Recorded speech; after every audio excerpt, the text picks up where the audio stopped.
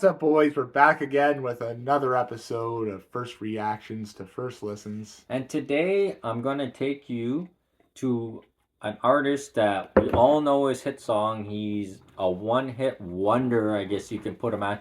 But I hate that stigma because people don't tune into the whole album. Right? And obviously, as a media corporation, you're going to push as hard as you can that single song, and then everyone kind of forgets about the album and just whatever. So I'm gonna show you j-kwon. He's really fallen off. He doesn't really do music anymore. No one ever heard of him after this song kind of came out. He had a couple decent songs, a couple good songs if you're fans of him. So I wanted to kind of jump into the album and get a song that he talks in depth about who he is or whatever. So j-kwon is known for the song Tipsy that we grew up with. That was a huge song. Everyone knows about Tipsy. So I'm going to go to his 2004 album, Hood Hop, which is also one of his big songs, Hood Hop. But, is he brothers with Raekwon in the Kwon family? Or no. No relation. No relation. Different Kwons. Yeah, different Kwons. But I'm going to hit you with this song, They Asked Me. And there's other great songs I could have chose, but I like the song. I like when rappers actually dive kind of into their background.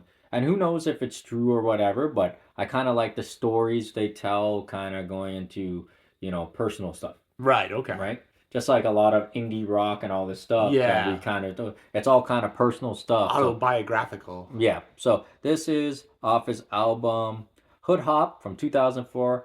They Asked Me, and it is j-kwon. So let's listen to it.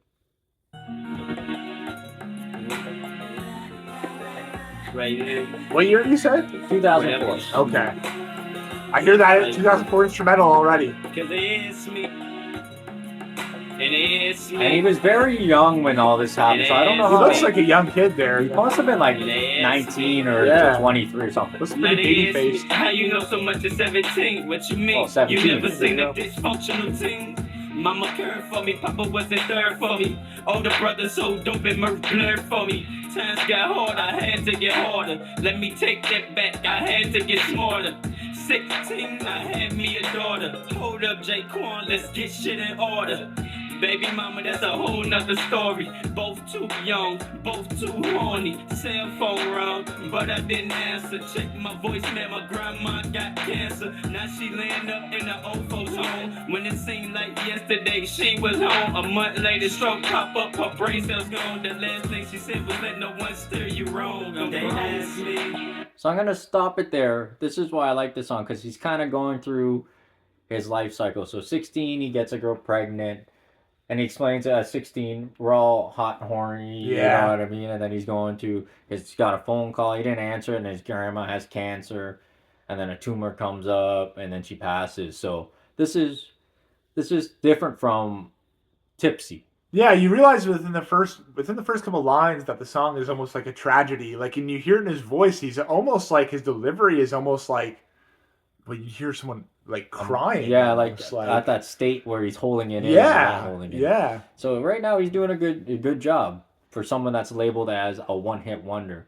Same with a guy like Chameleonaire, right? Riding Dirty. Yeah. But when you listen to his stuff, he has other things too. Yeah, right? it's more dimensions to the artist. So it's just not what the media pushes. Do I believe in God? The hook works for the song too. With the girl singing in the back. They asked me, do I believe in God? So I asked them, did I defeat the odds? Shit fucked up, but I can't turn away now. So dope around the town, self-esteem way down. Jesse made me tougher, he boxed me up. My mama put me in the system, she locked me up. Now this around the town that we lived out handling. When I think about it, I don't know none of my family, except for the immediate ones. That's why I run to the streets and the Jenny's handguns. He don't talk much, so everybody wanna fight him. Every school I went to, nobody liked him. Never could it be right, I try sometimes. So I chill by myself and cry sometimes. There's and a reference there. Yeah. Guys to buy some time. Would I bring his name in it if I was lying? Now look at what the fuck I been doing. Terry Jones' last son, this is a blessed son. They asked me, Do I believe in God? He's really telling a story, and if you listen to the lyrics, they're not metaphoric, but you can pick it up easy. Yeah. Self-esteem, running to the streets, that's his family, you So know. I asked them, did I defeat the odds?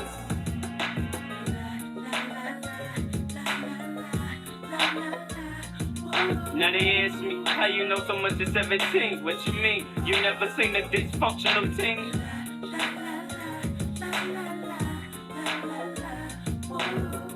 Times got harder, I had to get harder. Let me take that back, I had to get smarter. They ask me, do I believe in God? So I asked them, did I defeat the odds? They asked me, do I believe in God? So I asked them, did I defeat the odds?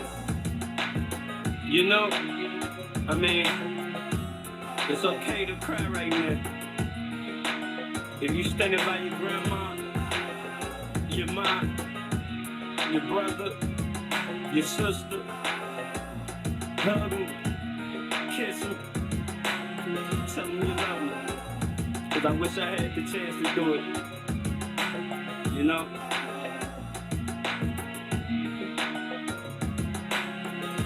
So I'll stop it there because it's just gonna fade out there, but we can tell it's a simply written song. But when you're picking it up, it's telling a story. And then it kind of gets to the end there.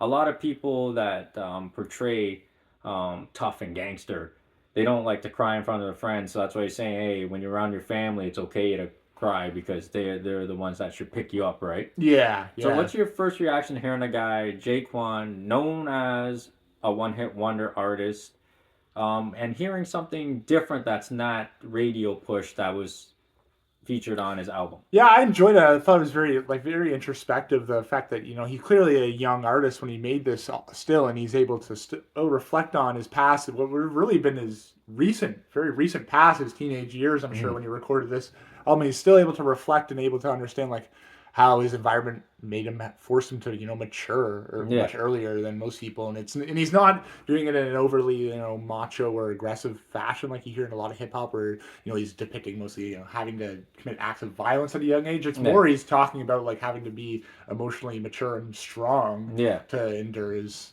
circumstances as a teen. And it's interesting. It's interesting to see how introspective he is for clearly a young artist. Yeah, so it's nice to kind of show difference in music. Just don't hear the radio hit and just listen to that one song. I know, obviously, that's what the industry wants you to listen to because that's what's going to draw the money. Mm-hmm. But just getting the album, like we always promote, after getting the album, listening to the full album, you might pick out one or two songs that you're like, wow, this is better than what the initial big song was, right? So, guys, if there's any other j-kwon songs you think Dan should listen to, put it below. Always, like I just said, support the artist, show the artist love, and we will see you for another video. Till next time, boys.